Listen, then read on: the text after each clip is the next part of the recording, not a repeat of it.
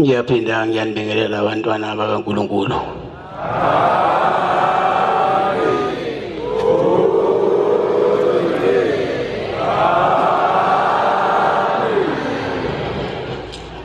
Sihlangene indaba enkulu, indaba oshembe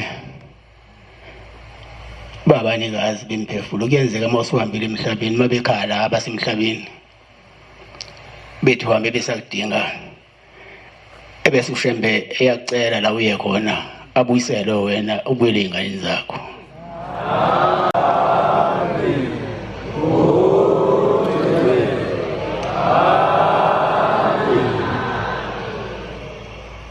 Ngiyabona into embi la ebandleni lethu, ukuhlakanipha uze udlule ingqondo yakho bese ubona nawe ukhona into ongayenza la ebandleni. La ebandleni munye umuntu wenza izinto zenzeke, wena ozokholwa.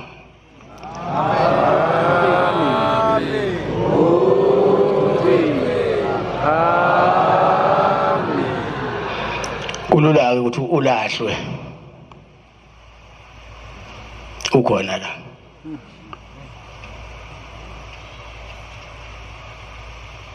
Kulula futhi nothi ushemba kuthanda angenise ezulwini lakhe ukhona la.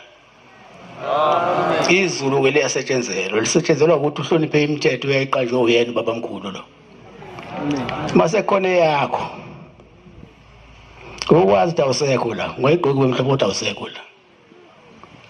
Nakwelizayo oshembe bathi mase bekuduba bathi asiyukubona la, nakwelizayo asiyukubona.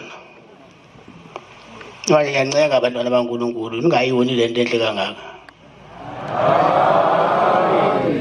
Izodwa zazizabuya ziza kumina, zazongibikela ukuthi baba sinenkinga. Wayehlupha ubaba uThingo-ke lo, sinenkinga, ubaba uyabuya. Uma esebuyile uvela luleka bemude bese kukhala isililo-ke la endlini, wakekho umfana la endlini, amantombazane wodwa.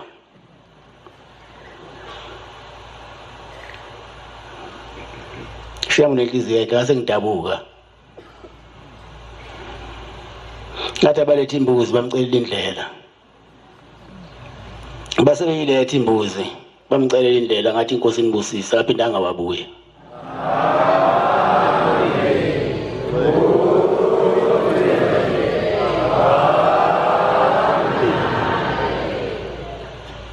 Shembe maNazaretha wena umphatha kahle.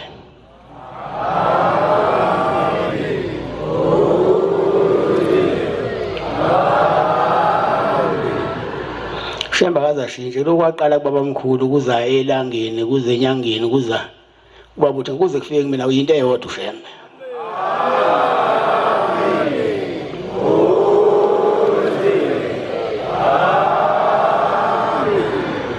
Ngizokhuluma-ke indaba ekangayizwa nami ngoba ngesikhathi sababamkhulu akekho umuntu oyekhona la phakathi kwethu, kodwa sikhuluma izinto esizwile sayibona ukuthi zizona, ngoba ushembe akayenzi inkohliso futhi ayikhuluma inkohliso.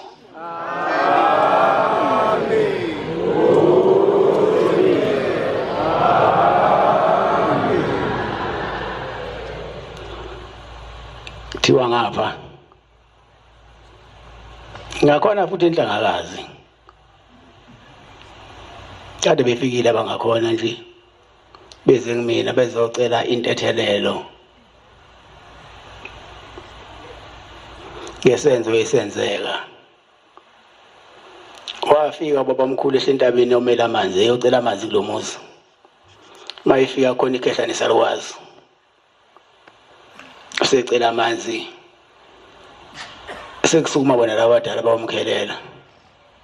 Uma beyomkhelela-ke bese buza ukuthi akho ngane le ekhaya, kuthiwa ayazikho ingane la ekhaya, base bekhulile labantu.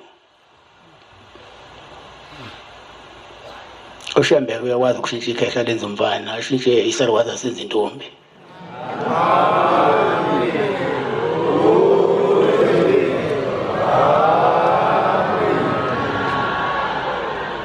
wasebapha ke inzalo uShembe wasize yazalwa ingane la ekhaya angisazi zaba ngaki into ezona ngayo lezi ingane sekamba abazali zase ziyahlubuka zangaba amaNazaretha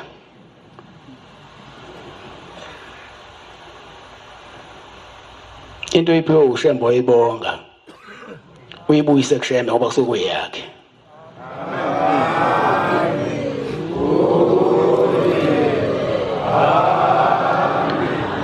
zase ngeke ngilisho ibandla zase ijoyina inzalo yakhona elinye ibandla kade bekhona khona izolo emzini waseBuhleni bethi labo baphiwa lezi ingane lenzalo bayafika abanikazi babo umkhulu nogogo wakulowo umuzi ngeke ngisisho isibongo sakhona kuyasetshenzwa khona kusetshenzwa kahle kepha inqubekela phambili nempumelelo ayibonakali azange ababhubhise kodwa owabenza abaphila kodwa baphile phezu kwengcindezi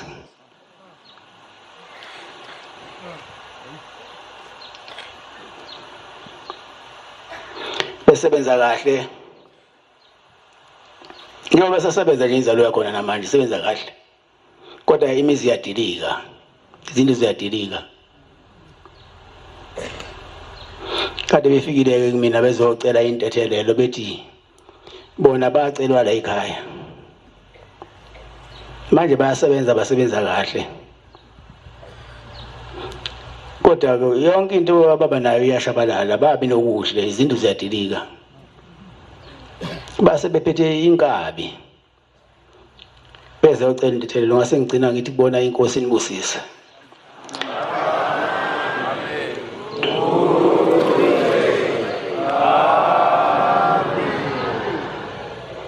abaphindanga ke babuya ngiyacabanga ukuthi uShembeke ubabamkhulu nomkhulilanga umkhulu inyanga yezulu nobabuthingo baba nami sabathethelela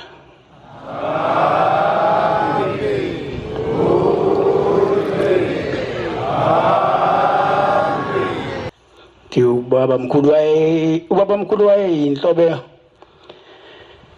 njengoba uzwe isitabele sithi imbalaboni lo inhleka ngaka iNkosi yethu akekho umuntu wayemuhle njengoShembe ubabamkhulu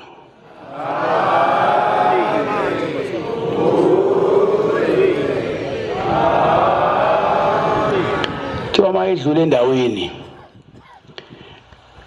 noma intombi zayihleli namasokazi zayiwashiya phansi ilandela uShembe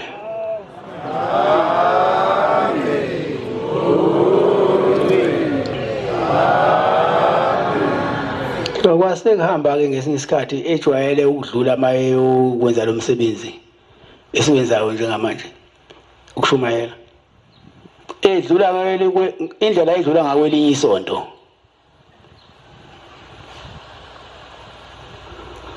kusho ukuthi phela uShembe wayengafani nami engafani nawe wayisimo sakhe nje ongeke usichaze mawuthanda ngathi uNkulunkulu mawuthanda ngathi uJesu kukuwena ungathini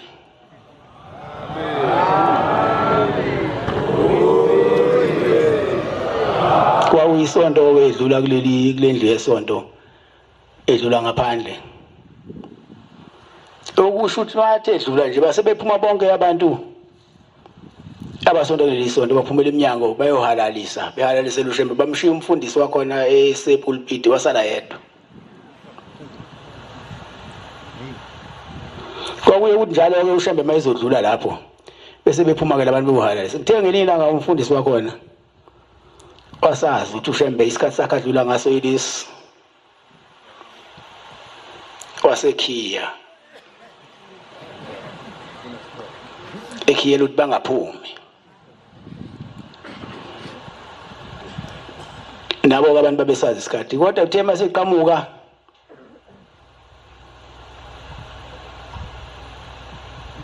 balunguza ngamawindi ngoba amawindi awakhiyanga amawindi babona angazi ukuthi neba beyibona kuyena kodwa ngiyacabanga ukuthi babebona uNkulunkulu.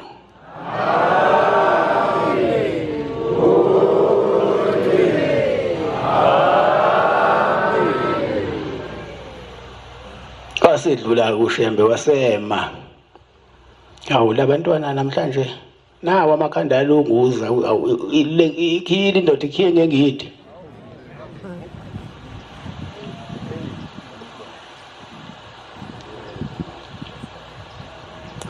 Wasema-ke uShembe wasekhuluma-ke amagama asindayo, wathi ubuvala lezo ngane lapho mina ngiyalivala leli sonto lakho, futhi wena njengoba ngishona le uzosala ube inkunzi yesidako, udlula sonke isidako esikhona la endaweni yangakini.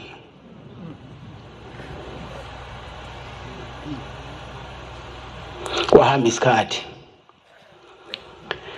kwale sedlula khona baba omkhulu wawo sekule ngingidi esontweni akusekho umuntu isonto. Bayibuza ukuthi hayibo so nje asasontweni la kuthiwa kade wavalwa la uphi umfundisi kuthiwa hayi umfundisi usetshwaleni la kuhlatshwe khona ukhona umfundisi udlela utshwala nje ayikho umsebenzi wakhe. Anobheka amaNazaretha uqalekisa uShembe, uShembe mayiqalekise uShembe ayikhuluma inkohliso.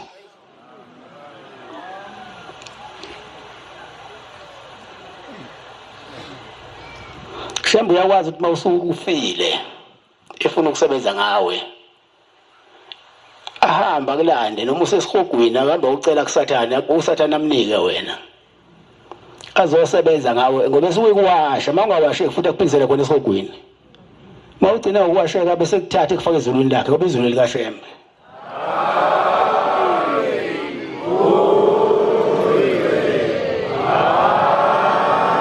Kuyenzeka futhi abantu babe nomona mawuShembe esondeza umuntu eduze kwakhe.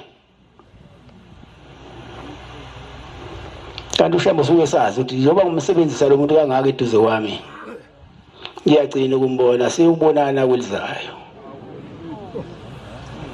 Sengenzela ukududuza inhliziyo yakhe ezibubunani bokholo. Kusibusisene ezwile.